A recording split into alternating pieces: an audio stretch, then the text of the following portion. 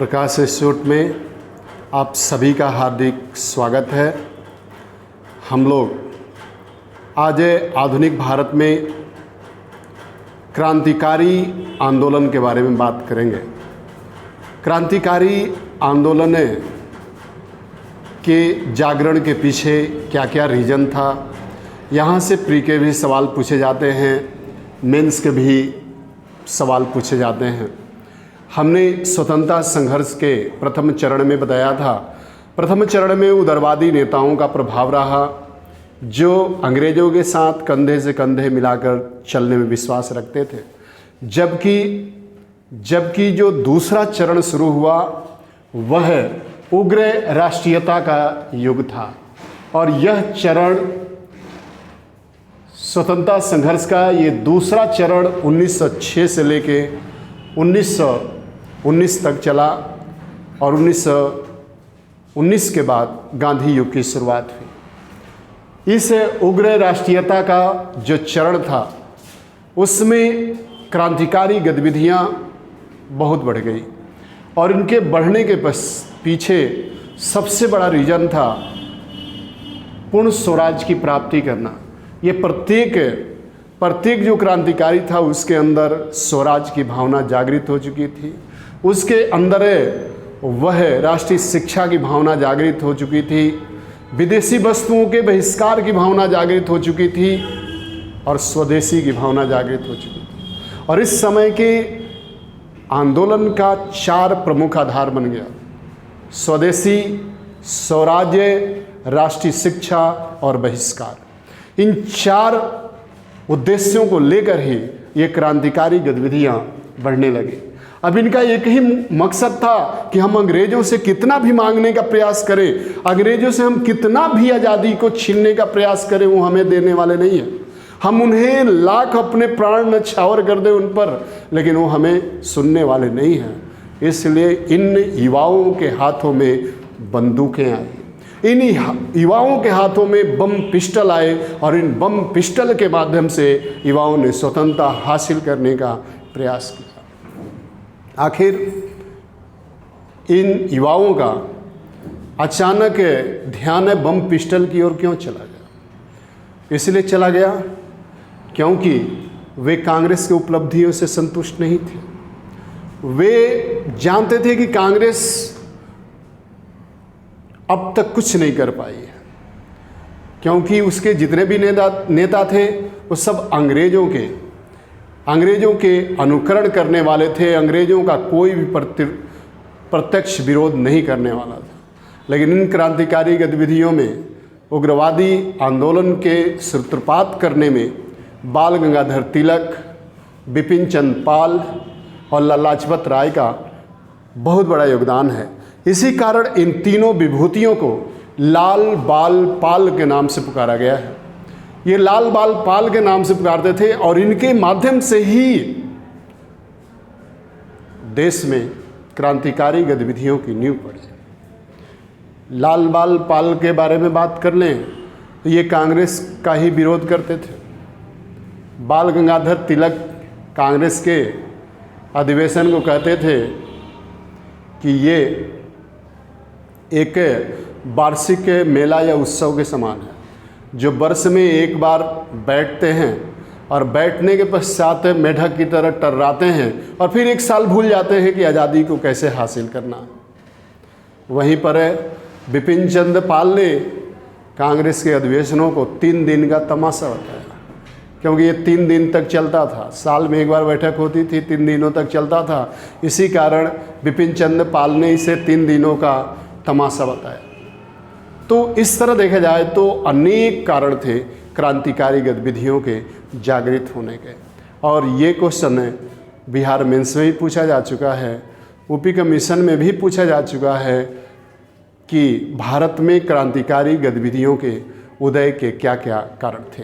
तो इन कारणों पर हम एक फोकस डाल लेते हैं और फिर इस पर बातें करते हैं कि क्या क्या कारण था, कौन कौन से रीजन थे जिसके कारण भारत में क्रांतिकारी गतिविधियों की शुरुआत हुई। इसमें हम सबसे पहले तो देखें कांग्रेस के उपलब्धियों से भारतीय जनता और क्रांतिकारी संतुष्ट नहीं।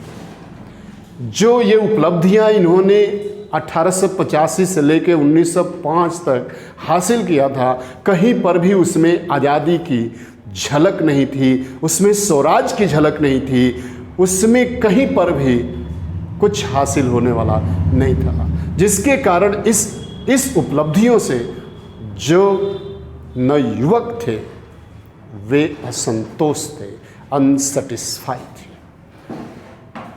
दूसरा देखा जाए तो बढ़ता हुआ पश्चिमीकरण, यहाँ पे दूसरा कारण था बढ़ता हुआ पश्चिमीकरण।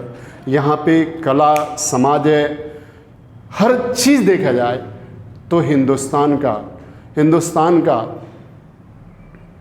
पश्चिमीकरण होता जा रहा था। हिंदुस्तान पर ब्रिटेन प्रभावी होता जा रहा था, जिसके कारण यहाँ पे क्रांतिकारियों को लगा कि अगर हम इस साम्राज्यवाद को नहीं रोकते हैं, इस कॉलोनिज्म को नहीं रोकते हैं, तो आने वाले समय में हम मानसिक, सामाजिक, आर्थिक और हर तरह से अंग्रेज़ों का गुलाम हो जाएंगे, क्योंकि हर क्षेत्र में वे अपनी पकड़ मजबूत करते जा रहे थे, हर क्षेत्र में वो अपनी स्थिति को मजबूत करते जा रहे थे। इसी कारण यहाँ पे युवाओं में एक तरह से अंग्रेज़ों के खिलाफ असंतोष भड़क उठा। तीसरा देखा जाए तो अंतर्राष्ट्रीय प्रभाव। आखिर क्या अंतर्राष्ट्रीय प्रभाव पड़ा जिसके कारण हिंदुस्तान में क्रांतिकारी गतिविधियां जागृत हो गई? हिंदुस्तान का युवक अंग्रेजों पर टूट पड़ने के लिए व्याकुल हो गया। उसके पीछे रीजन था, पहला तो मिस्र, फारस, तुर्की अंग्रेजों को, पश्चिमी देशों को डिफीट करते जा रहे थे, पराजित करते जा रहे थे। दूसरा, इस समय जापान का उदय होता जा रहा था।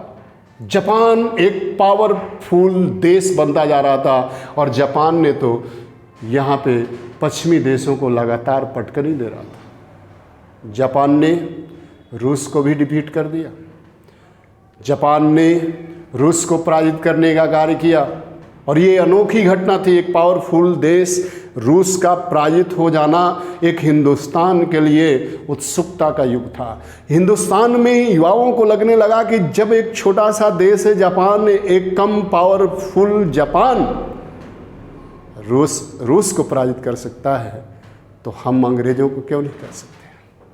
हम अंग्रेज़ों को क्यों नहीं कर सकते हैं? तो यहाँ पर जापान का उदय। उसके बाद देखा जाए तो इटली उस समय पावरफुल था, ब्रिटेन का समर्थन प्राप्त था, लेकिन अफ्रीका का एक सबसे कमज़ोर देश इथियोपिया ने इटली को पराजित कर दिया, जिसके कारण हिंदुस्तान के युवाओं में, बुद्धिजीवियों में एक तरह से क्रांतिकारी भावनाएं और लहरें जागृत हो गई। आगे हम बातें करें तो अगला रीजन है भारत की बिगड़ती हुई आर्थिक स्थिति। जब ही हिंदुस्तान में आर्थिक स्थिति बिगड़ी है, तब क्रांति की लहरें जागृत हुई है और यही हुआ। यहाँ पर देखा जाए तो 1900 ईस्वी तक, अर्थात 19वीं शताब्दी एक अकाल का युग था। लगभग 1875 के बाद 1900 ईस्वी तक लगभग 18 से 20 बार अकाल पड़े। एक तरह से अकाल ने हिंदुस्तान के लोगों को मरने के लिए बेबस कर दिया, मरने के लिए मजबूर कर दिया। यहाँ पे खाने के इतने लाले पड़ गए कि इंसान खाए बगैर मरने लगा। साथ ही साथ उनके पास जब खाने के लिए अन्न नहीं था तो वे गंगा और यमुना में सामूहिक रूप से आत्महत्या करने लगे। वहीं पर दूसरी तरफ हम बातें करें तो 1897 ईस्वी में प्लेग बीमारी फैल गई और प्लेग बीमारी ने सबसे अधिक नुकसान महाराष्ट्र में किया। पूना के आसपास एक भयंकर प्लेग बीमारी फैल गई। वहाँ पे लाखों लोग इस महामारी के चपेट में आए, लाखों लोग मारे गए। ऐसे समय में भारत की आर्थिक स्थिति बिगड़ चुकी थी और ऐसे समय में अंग्रेज़ों के द्वारा लगातार करों का बोझ बढ़ाता जा रहा था। लगातार अंग्रेज यहाँ पे करों का बोझ बढ़ाते जा रहे थे। उन्हें लगा कि हिंदुस्तान में जहाँ से भी धन मिले वहाँ से धन की वसूली किया जाए और जो आर्थिक नुकसान हो रहे हैं, क्षति हो रहे हैं, उसकी पूर्ति किया जाए। तो ये इस आर्थिक शोषण के लिए यहाँ के युवकों ने, यहाँ के यूथ ने अंग्रेज़ों को जिम्मेदार माना और क्रांतिकारी गतिविधियों को, बम पिस्टल इत्यादि को अपनाने पर बल दिया। आगे देखें तो स्वाभिमान का विकास अगला जो कारण था और वो कारण है स्वाभिमान का विकास। यहाँ पे स्वाभिमान का विकास हो चुका था। यहाँ पे स्वराज शब्द आ चुका था। हम अपनी आज़ादी को हासिल कर लेंगे और हम अपना राज्य स्वयं संचालित करेंगे। हम अपने स्वदेशी वस्तुओं का विकास करेंगे। स्वदेशी वस्तुओं से हम आत्मनिर्भरता की ओर, आत्मशक्ति की ओर बढ़ेंगे। राष्ट्रीय शिक्षा हम प्राप्त करेंगे। अपने विद्यालयों में हम शिक्षा ग्रहण करेंगे। इस तरह देखा जाए तो यहाँ पे भारतीयों के अंदर स्वाभिमान का विकास हो चुका था और ये स्वाभिमान किसी परतंत्रता को स्वीकार नहीं कर सकता था। ये स्वाभिमान किसी परतंत्रता के भेंट नहीं चढ़ सकता था और इसी कारण युवाओं ने बंदूक का सहारा लिया, पिस्टल का सहारा लिया। और लास्ट कारण है बंगाल का विभाजन। बंगाल का विभाजन सबसे बड़ा रीजन रहा, सबसे बड़ा कारण रहा। यहाँ पे जो बंगाल एक एकता का प्रतीक था, जहाँ पर बंगाल उद्भव हो रहा था, उत्थान हो रहा था, उस बंगाल पर एक प्रभाव स्थापित करने का काम किसने किया? इस अंग्रेज़ों ने किया और सांप्रदायिकता के आधार पर बंगाल का विभाजन कर दिया। हिंदू और मुस्लिम दो राष्ट्र बना दिए। यहीं पर हम बातें करें तो इस क्रांतिकारी आंदोलन के सूत्रपात के लिए 22 अप्रैल 1906 ईस्वी को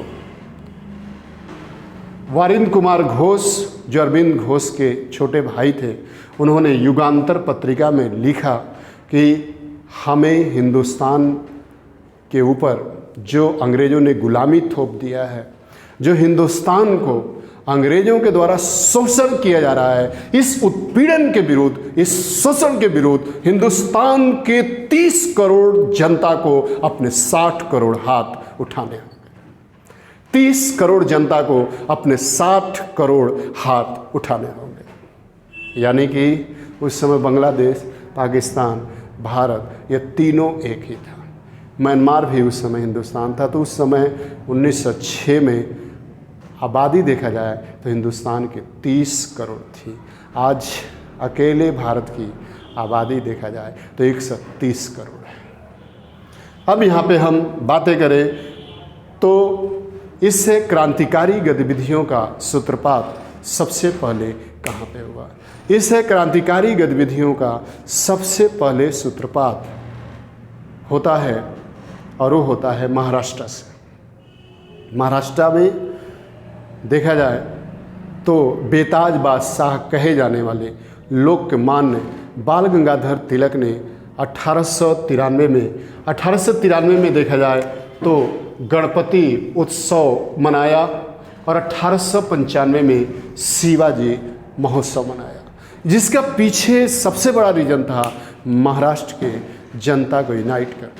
जैसे शिवाजी ने महाराष्ट्र की जनता को जनजागरण के माध्यम से एक तरह से यूनाइट किया था, एकत्र किया था, ठीक उसी तरह यहाँ पर चित्पावन ब्राह्मणों के द्वारा ही सबसे पहले महाराष्ट्र से क्रांतिकारी गतिविधियों की शुरुआत की गई। महाराष्ट्र में क्रांति की चिंगारी सबसे पहले चित्पावन ब्राह्मणों ने जलाई।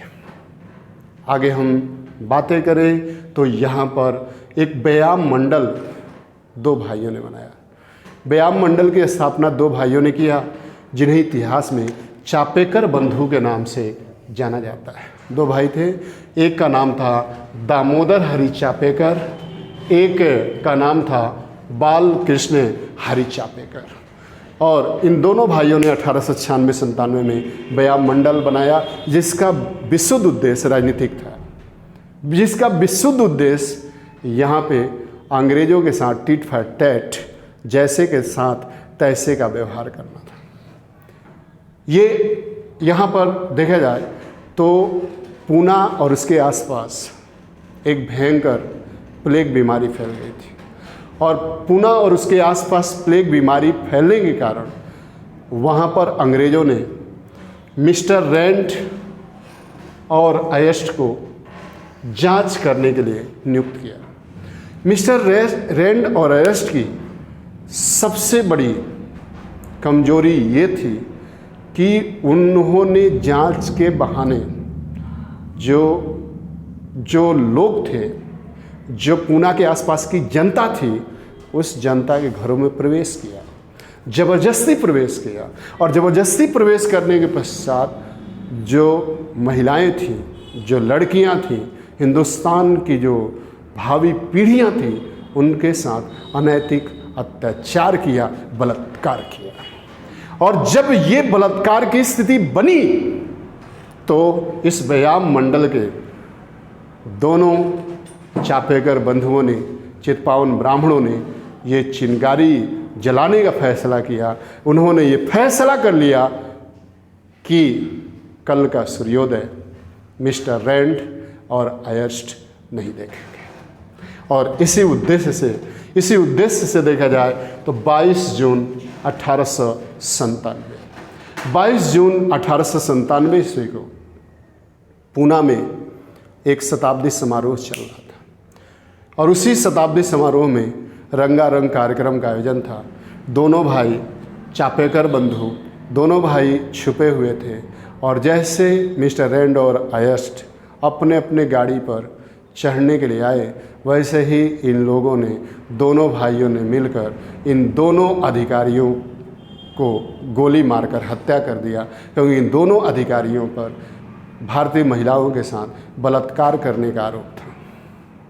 इसी समय देखा जाए तो बाल गंगाधर तिलक ने अपने मराठा में लिखा कि चापेकर बंधुओं, तुम्हारी कार्रवाई ठीक है, इसे स्वीकार किया जाता है। यहाँ तक कि बाल गंगाधर तिलक ने इस हत्या को शिवाजी के द्वारा अफजल खां की जो हत्या की जाती है उससे तुलना भी किया गया, और इसी कारण 1898 में बाल गंगाधर तिलक को पत्रकारिता के कारण उन पर राजद्रोह लगा दिया गया और उन्हें जेल भेज दिया गया। पत्रकारिता के कारण जेल जाने वाले पहले व्यक्ति कौन थे? बाल गंगाधर तिलक थे। अब यहाँ पर देखा जाए तो चापेकर बंधुओं को पकड़ने के लिए अभियान चलाया गया। चापेकर बंधुओं को पकड़ने के लिए अभियान चलाया गया, और सबसे पहले देखा जाए तो दामोदर हरि चापेकर को पकड़ लिया गया। पहले भाई को पकड़ लिया गया, और पकड़ने के पश्चात उन पर इस दोनों अधिकारियों के, प्लेग के दोनों अधिकारियों के हत्या का दोषी मानकर फांसी की सज़ा दे दी गई।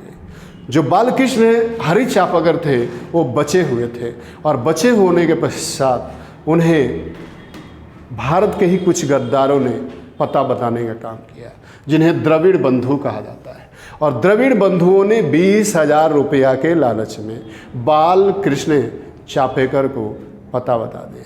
और इस तरह देखा जाए तो बाल कृष्ण चापेकर, विनायक रनाडे और उन्हें भी 1898 में फांसी के फंदों पे लटका दिया गया। और इस तरह देखा जाए तो ये पहली राजनीतिक घटना थी जिसमें हत्या की गई। राजनीति से प्रेरित होकर चापेकर बंधुओं ने 1897 में किया, और 1898 में उन्हें फांसी की सज़ा दे दी गई। और इस तरह देखा जाए तो स्वतंत्रता संघर्ष के क्रांतिकारियों में पहली जो फांसी की सज़ा है वो चापेकर बंधुओं को मिली है।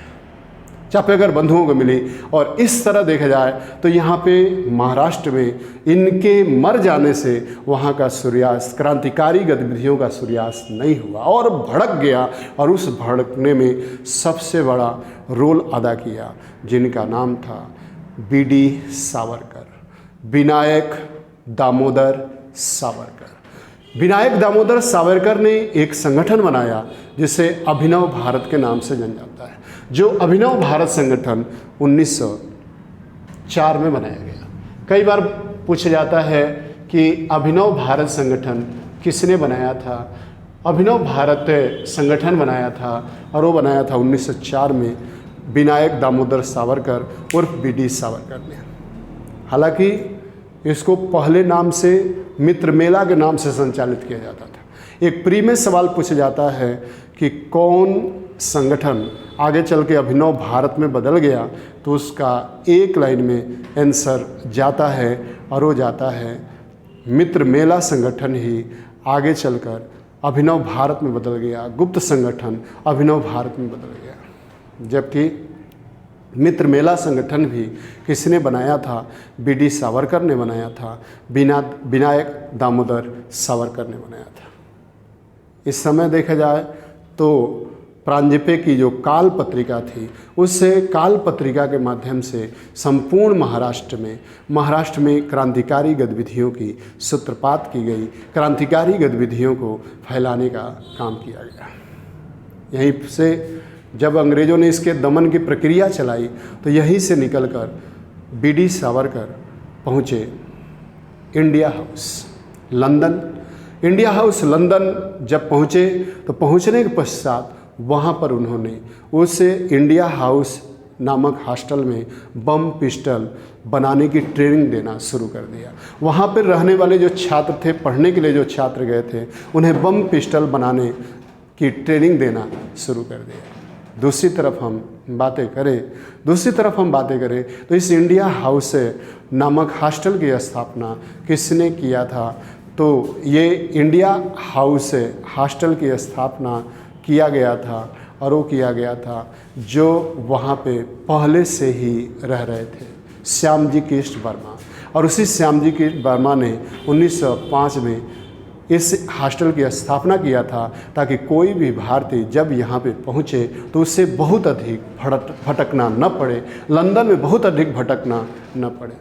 लेकिन वहाँ पे क्रांतिकारी गतिविधियों का केंद्र बन गया और उसी क्रांतिकारी गतिविधियों के केंद्र बनने के कारण वहाँ पे जो मीडिया थी उस मीडिया को भनक लग गई।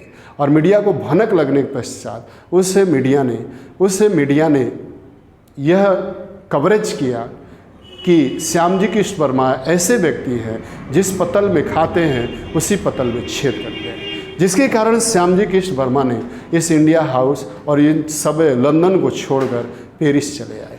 और उनके आते ही पूरे इंडिया हाउस का कमान किसके हाथों में आ गया? बीडी सावरकर के हाथों में आ गया।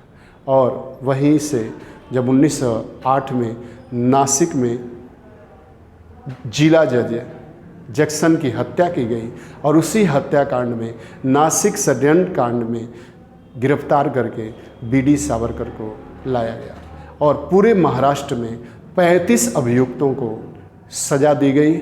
और उसी 35 अभियुक्तों में से बीडी सावरकर भी थे जिन्हें सेलुलर जेल पोर्ट ब्लेयर भेज दिया गया और जहाँ पर उन्हें आजीवन काला पानी की सज़ा दी गई। और इस तरह देखा जाए 35 क्रांतिकारियों के गिरफ्तार होते ही महाराष्ट्र में इस क्रांतिकारी गतिविधियों का कमर टूट गया।